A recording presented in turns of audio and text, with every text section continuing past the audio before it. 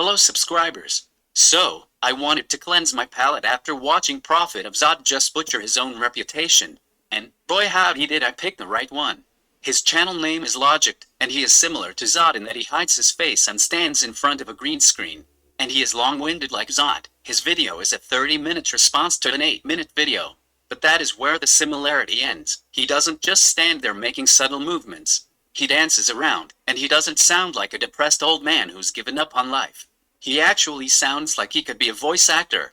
And most important, unlike Zod, he is actually charitable and doesn't try and psychoanalyze his targets. It is a lot easier to follow along with what he's trying to say. However, the video I chose to respond to might not be the best one to cover, because I agree with so much of what he says. It's hard to pick out things to actually respond to. It's possible that if I had done more videos on him already, I would have just skipped this one as not being worth my time. But I did manage to find about 10 points to go over, so let's begin.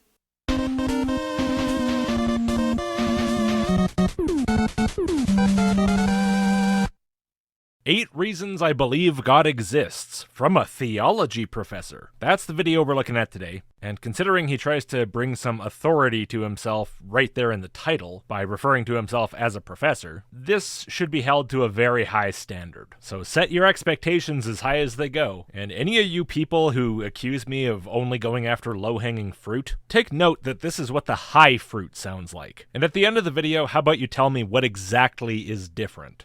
So, Mr. Logic says that he's not responding to low-hanging fruit, just because the guy he's responding to is a theology professor. But that does not mean it's not still low-hanging fruit, for a couple of reasons. First, being a professor doesn't mean as much as you may think it does. There are plenty of professors who are not that great at critical thinking, to say the least.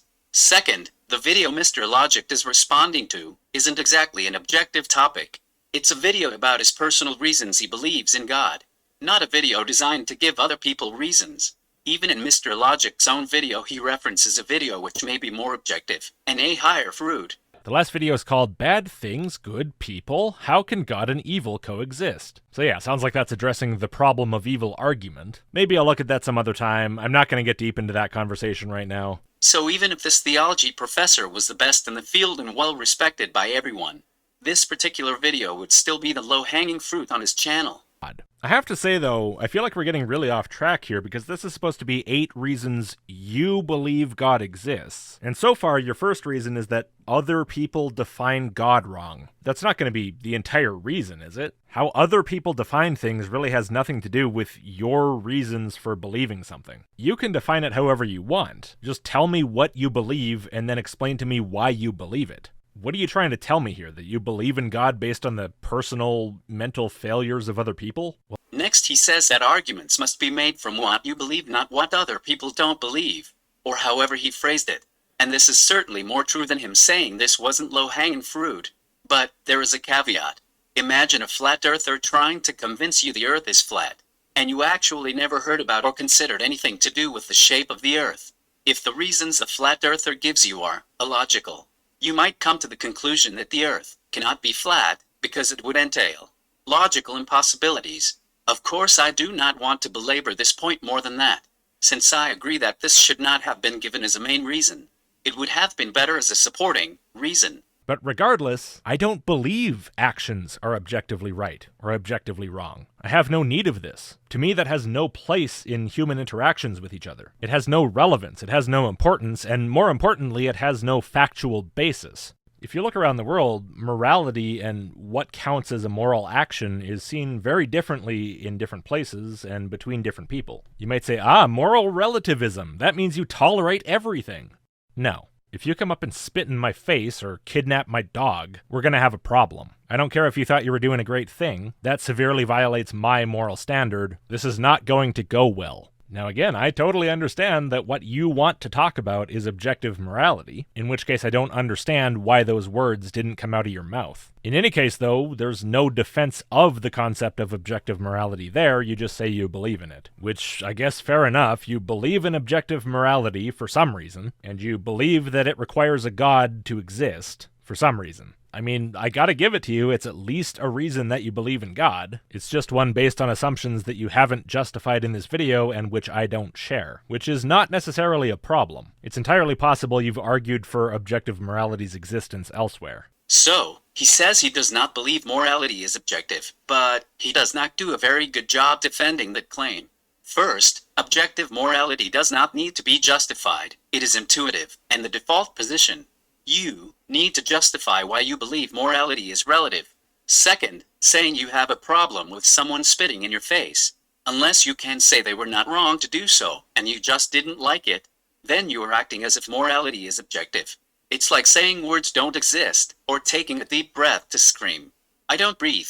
But one area where atheism requires faith is that if I am an atheist, I must believe that all things that have been created were created from nothing, by nothing. Must I? According to who? You? You're just demanding that I must believe that? Yeah, I don't believe that. If you insist that I have to believe that, I think you better justify it for me first, because I don't believe that any more than I believe the God explanation. Surely, as a theology professor, you must be versed in philosophy at least enough to recognize the distinction between the rejection of the claim of God's existence and the acceptance of the claim that everything was created by nothing from nothing. The rejection of the one claim does not require in any way the acceptance of the other. These are two completely separate things to be considered separately. When I say things like, I don't have any particular position on the origin of the universe prior to the Big Bang because I lack sufficient understanding, that is not me saying, I have a firm position on the origin of the universe prior to the Big Bang and this is what it is. Absolutely not. Put your words in your own mouth, not mine. Because what you're trying to do here is create a false dichotomy between a very, very silly explanation for the universe and, well, your silly explanation for the universe. It's got to be one of the two silly explanations, and I find this one sillier. So mine is true. It has to be, in my fake little universe where there are only two options. This is really sad, man.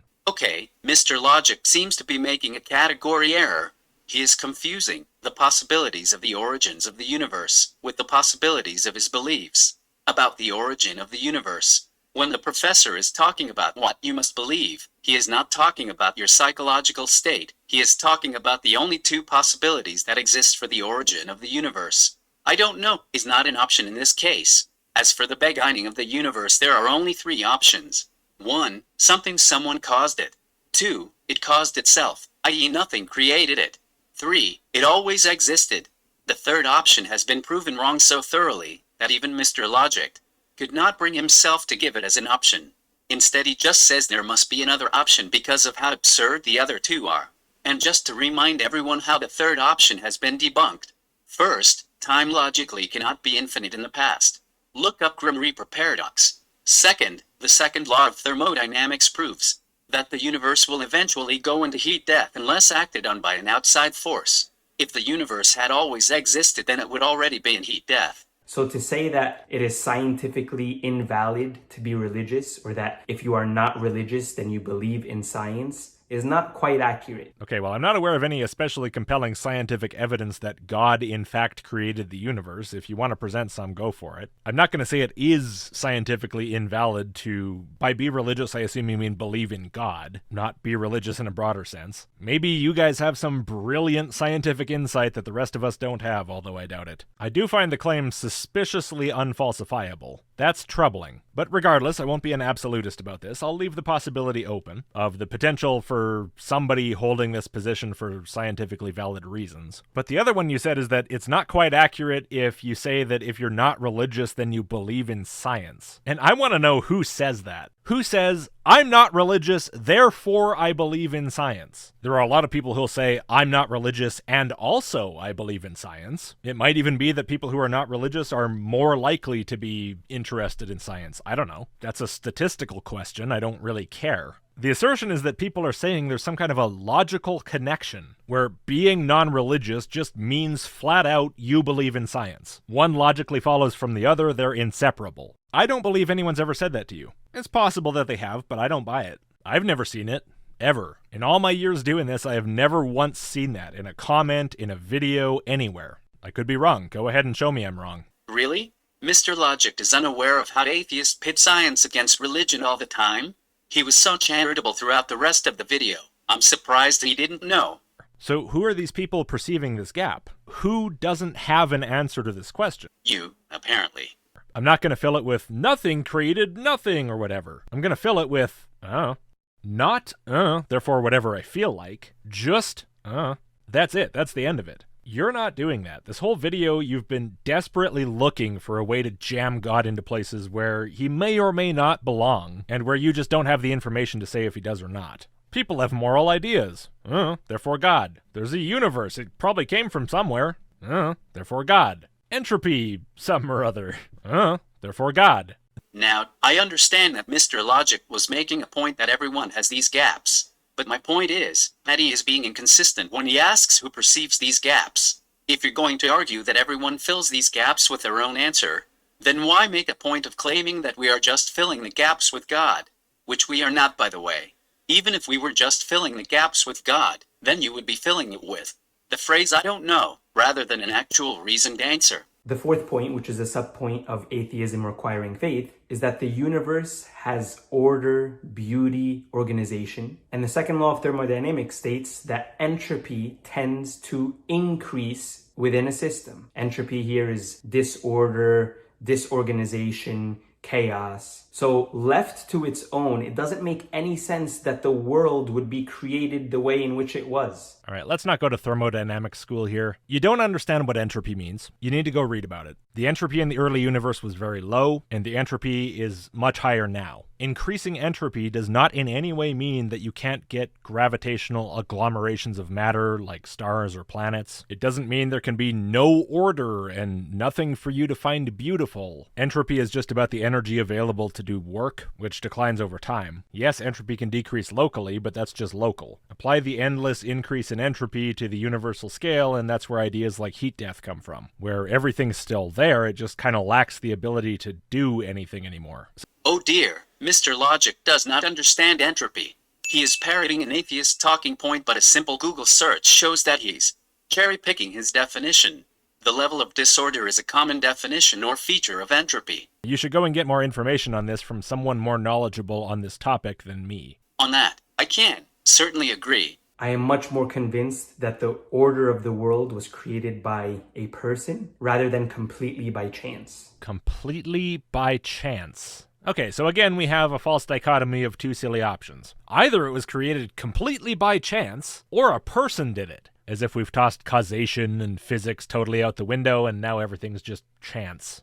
This is even less of a false dichotomy than the last one. But at least he mentions a third option. The problem is that even if there was some physical law that caused the order we see, it would still be chance that the law exists at all. This to me seems like a poorly worded teleological argument. How lucky that a law of physics exists that can fine-tune all these features of the universe. What are the odds? The release of endorphins is not what causes me to love somebody. I'm pretty sure you're correct on that point. But I suspect you're not really just talking about endorphins, are you? You're talking about the entirety of the physical brain. The physical doesn't cause me to love somebody. Yeah, but it seems like it does, though. You can just deny that and go, I deny that, therefore God, and have at it. It's your life. It's just a weird approach. I will ignore the therefore God part since this was supposed to be the professor's reasons for believing in God. But love cannot be caused by the brain. You might be able to produce a loving feeling by injecting chemicals into the brain. But what is supposed to inject those chemicals in the first place, under natural conditions? Why or how should the brain be able to decide when it's appropriate to use those chemicals? Emotions are conscious reactions. They are psychological. It makes more sense and is more intuitive that your mind causes the changes in your brain, not the other way round. The brain is just an instrument for interacting with the physical world, much like a VR headset is an instrument for interacting with the virtual world. If you mess with the instrument, you mess with the interaction. And this is where Mr. Logic gets confused. He falsely assumes that because we can change a person's experience with chemicals, therefore the brain causes the mind. But that is like saying because we can change a person's experience in VR, therefore VR causes the mind. Covering Mr. Logic after the train wreck that was odd was a breath of fresh air. But after checking his video list, I can confirm that, in terms of channels he covers, this one was a low-hanging fruit. I didn't check the whole list, but the vast majority of people I saw in his thumbnails I did not recognize. There were only a few I recognized that I could call high fruit. I am curious about the video titled Logic Judges Dark Matter 2525, because that is an atheist channel, but not right now.